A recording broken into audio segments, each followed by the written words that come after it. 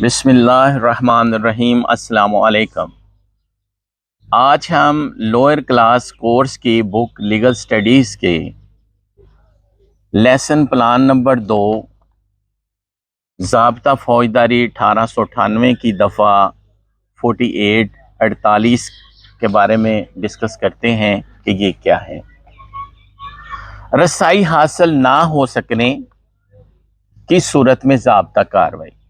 I repeat, रसाई हासिल ना हो सकने की सूरत में ज़ाब्ता कार्रवाई।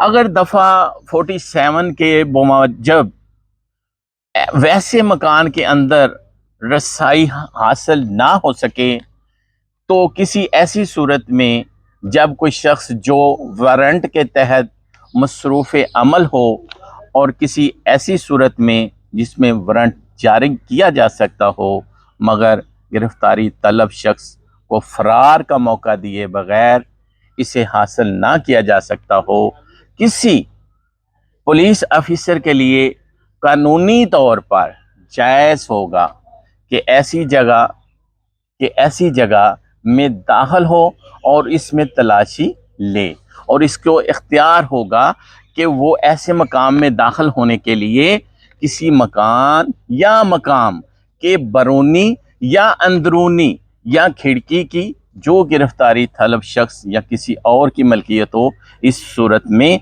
तोड़कर दाखिल हो कि जब उसने अपना इख्तियार मकसद पहले ज़ाहिर किया हो और दाखिल होने की हस्बे ज़ाब्ता दरख्वास्त की हो और किसी दूसरी तरह रसाई ना पा सकता हो।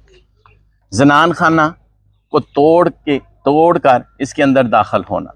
मैं रिपीट कर रहा हूँ कि जनान खाना जो होता है उसको तोड़कर इसके अंदर दाखिल होना, मगर शर्त यह है कि अगर कोई वैसा मकाम, ऐसा खिलवत खाना जिसमें वाकई तौर पर कोई औरत मुकीम हो जो गिरफ्तारी तलब शख्स ना हो।